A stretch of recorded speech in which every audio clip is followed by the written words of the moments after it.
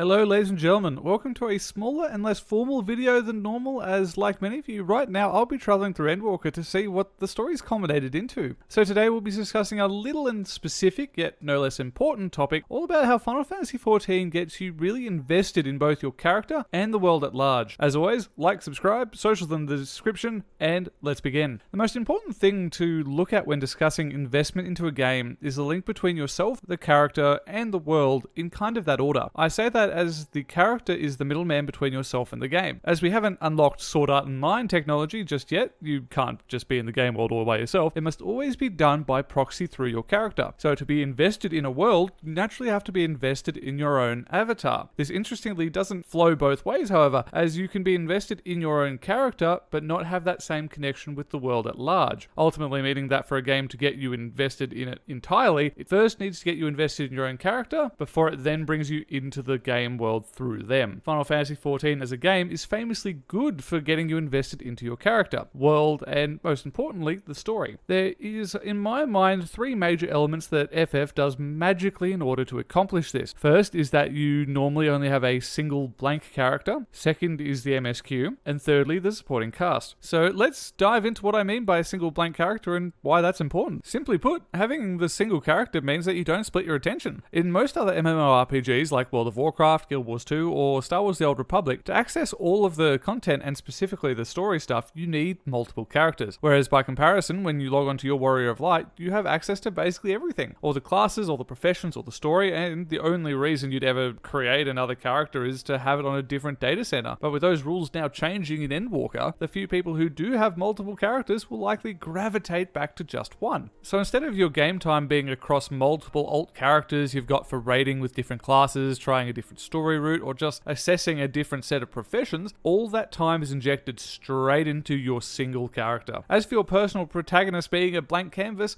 well, it is seen through two different things which are common across most RPGs, but Final Fantasy XIV does very competently. First, the character creation screen, and then through dialogue. While the character creation in Final Fantasy XIV isn't as in-depth as something like Black Desert Online, it still has all the options you'd ever really need to make exactly the character you want, both from a racial level, having a wide range of body types from the little Lalafell to the thick Rogadin, regular humans to the dragon-based Aura. Then, even when you've chosen your race, you can still modify their height, physical appearance to a pretty reasonable degree, sometimes taking 15 to 20 minutes in total just to tailor your character perfectly. After all that time spent, you finally actually have to choose a name for your character. Once you find that name you really love and press accept, that's the first point of emotional investment, as ultimately what you've just made is entirely yours. As a little aside, it's interesting, especially in the Final Fantasy series more broadly, that a lot of the earlier games let you name even the major characters we'd all know and love today, like Cloud. In a way, that's similar to 14, as our Warrior of Light stand-in in all of the trailers and external material is named Meteor, but in our story, we get to name and customize them without them being any less of a Warrior of Light than our stand-in. The last point on how Final Fantasy XIV helps you get really invested in your character is the dialogue. For the most part, you don't actually talk. There's no Warrior of Light voice lines throughout the entire adventure, and the times that you do actually have dialogue options, they're kind of a false choice as they'll lead to the same outcome in the end. However, just having the choice is the key part, as even as unimpactful as it is, just having the ability to feel like you're a serious or a sassy type of character gives you that extra layer of depth to allow you to project yourself onto your character a little bit more, and in so doing, get more invested. Now that we've put all this time into your character and you're starting to get invested in them, we then need to move on to step 2, actually getting you and your main character invested in the world at large. Final Fantasy XIV does this primarily through the MSQ, or main scenario quest, as that's the entire storyline that is almost handcrafted to include you naturally into the story. The best indication of this is that all of your actions feel like they have consequences, both good and bad. As a thought experiment, imagine an RPG game where you're a knight on a quest to slay a dragon. That dragon has been an oppressive overlord, ruling the kingdom with an iron, scaly grip for centuries. Families torn apart, villages burned to the ground, a land living in fear. This dragon has been a truly generational terror. Then after a long road of hardships, helping resistance groups going from town to town and freeing them from the dragon's minions, you finally meet that dragon overlord and in inglorious one-on-one combat slay him. Then you go back to one of those now free villages to announce your victory to the world.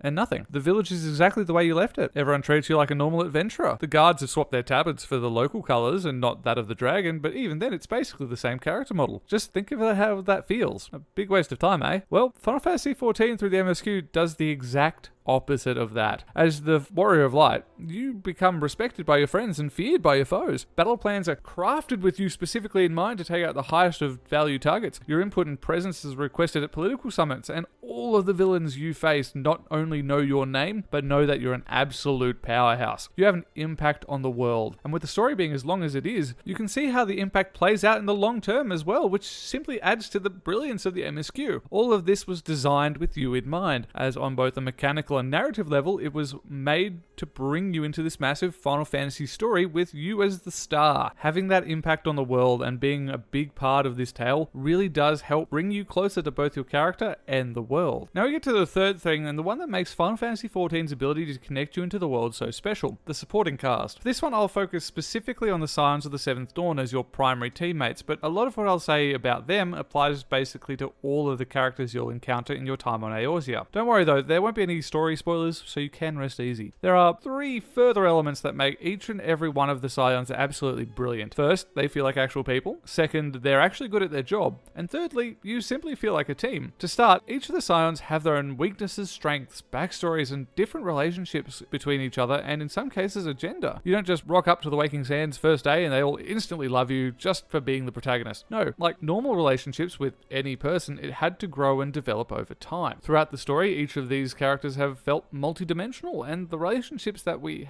have made with them feel equally earned. It's a lot easier to get invested in someone you perceive as a person and not just a cardboard cutout. The second thing about them being useful though is a little stranger, but something I feel like a lot of games actually get really wrong. For another quick thought experiment, imagine basically any shooter game where all of the other characters around they're trying to get you invested in as part of their world are all grizzled veterans. You're about to get charged by a wave of enemies, and so Lieutenant Badass McGee heads over to the heavy machine gun in preparation. The battle cries ring out as the enemy surges towards you. Then, to your left, you hear the heavy machine gun erupt into gunfire, and when you look down range, he's hit nothing. Then you wait a little bit, and the enemy just kind of stops a couple of meters away from you in the open, shooting wildly around you, and yet Mr. McGee still hasn't landed a shot. Do you think you'll ever be able to get invested in a character who's built up to be a hardcore military man, but never can actually hit anything? This comes under the concept of show, don't tell styles of narrative design, which again is why Final Fantasy XIV characters are done so well, as every time it's a moment for another character's strengths to shine, they really do follow through on their own mission. Lastly is something that's harder to quantify, but they make you feel like you're part of the team. This in a way leads back to them feeling useful, as each of them have their own strengths which complement your own. You may be the Warrior of Light, Slayer of Gods and Champion of this world, but you can't do research like Urianger can. You don't know magic like Y'shtola, know how to stealth like Thancred, manage money and logistics like Tataru, or match Yida in punching. Okay, maybe you've got something over on her, but the point is you feel like you're part of a team where you're not the one who's actually just doing everything. Add on top that you're normally Cycle who you go on missions with and banter like old mates. It's not just an excuse for pure exposition or a business meeting, it really is 2 people who have gone through hell and back having a chat. It really reinforces the idea that your fellow Scions are in-depth characters with their own sense of agency in the world, and with that choice, they still decide to stand at your side. You really do fall into this positive feedback loop that the more invested you get into them, the more invested into your own character as part of that team you get, which then brings you naturally closer to the world, and the more you're a part of that world, the closer you can get to those side characters, which then just keeps multiplying, as, like I mentioned, these facts basically apply to every side character, and to a certain extent, the villains also. So you multiply this loop consistently over the course of the entire MSQ, considering the main scenario quest takes hundreds of hours almost to complete. You spend enough time with these characters that by the end of it, you're almost one and the same with your very own Warrior of Light. So to conclude, your character is the lens through which you view a game. If that lens is dirty and you don't want to use it, then no matter how beautiful the world on the other side of that looking glass is, you're not going to want to use it. Character investment is paramount, but ultimately must be followed through with by an excellent world after the fact. Final Fantasy XIV is a masterclass amongst RPGs in how it accomplishes investing you in your character and the world through an excellent combination of